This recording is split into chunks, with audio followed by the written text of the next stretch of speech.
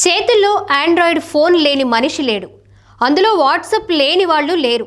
ప్రస్తుతం అందుబాటులో ఉన్న సోషల్ మీడియా చాటింగ్ ప్లాట్ఫామ్లలో వాట్సాప్ టాప్ ప్లేస్. తొలుత కేవలం మెసేజ్ మాత్రమే పంపించే సదుపాయంతో మొదలైన వాట్సాప్ ఆ తరువాత ఫోటోలు, వీడియోలు, ఫోన్ కాల్స్, వీడియో కాల్స్ అంటూ మారిపోయింది. దాదాపు ప్రతి ఒక్కరూ వాట్సాప్ వినియోగిస్తున్నారు. అయితే వ్యక్తిగత గోప్యత కోసం కొన్ని కీలక చర్యలు చేపట్టింది. End to end encryption, chat lock, profile photo, last seen నియంత్రణ, తెలియని నంబర్ల నుండి కాల్స్ నిశ్శబ్దం వంటి ఫీచర్లను అందిస్తోంది. అయితే వాట్సాప్ మాతృ సంస్థ అయిన మెటాతో యూజర్ల డేటా షేరింగ్పై సుప్రీంకోర్టు ఆందోళన వ్యక్తం చేసింది. సోషల్ మీడియా చాటింగ్ ప్లాట్ఫామ్ వాట్సాప్పై సుప్రీంకోర్టు తీవ్ర ఆగ్రహం వ్యక్తం చేసింది. వ్యక్తిగత గోప్యత ఉల్లంఘనల విషయంలో వాట్సాప్ తీరుపై అత్యున్నత న్యాయస్థానం ఫైర్ అయింది.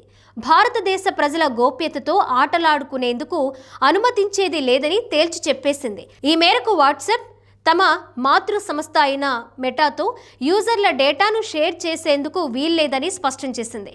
వాట్సాప్ మాతృ సంస్థ అయిన టెక్ దిగ్గజం మెటా ప్లాట్ఫామ్ గోప్యతా విధానాలపై సుప్రీంకోర్టు తీవ్ర హెచ్చరిక జారీ చేసింది.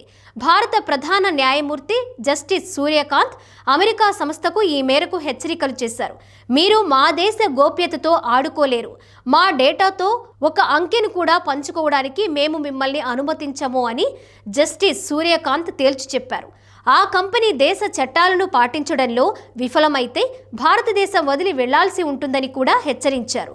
ఇక భారత్లో డేటా షేరింగ్ మార్కెట్ ఆధిపత్యానికి సంబంధించిన గత నెలలో ఎన్డీఎల్టీ ఇచ్చిన ఉత్తర్వులను సవాలు చేస్తూ WhatsApp, meta, competition commission of India సహా పలువురు దాఖలు చేసిన అప్పీళ్లపై సుప్రీం విచారణ జరిపింది.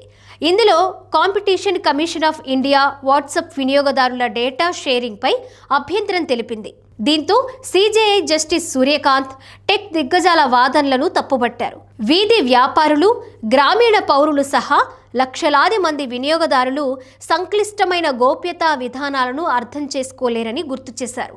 డేటా షేరింగ్ ఉండదని హామీ ఇవ్వాలని, లేదంటే మేమే మీ కేసును కొట్టేస్తామని జస్టిస్ సూర్యకాంత్ హెచ్చరించారు.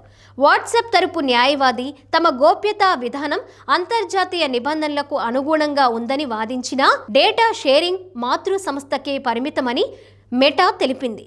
అయితే చాట్ ట్రెండ్ల ఆధారంగా ప్రకటనలతో సహా వినియోగదారు డేటా ప్రవర్తన, వాణిజ్య దోపిడీ వినియోగదారుల హక్కులను ఉల్లంఘిస్తుందని కోర్టు తెలిపింది. వైద్యులతో ప్రైవేట్ చాట్ల తరువాత వినియోగదారులు ఔషధాల కోసం ప్రకటనలను అందుకున్న సందర్భాలను కూడా గుర్తు చేసింది. ఇది డేటా మానిటైజేషన్ పరిధిలోకి వస్తుందని తెలిపింది.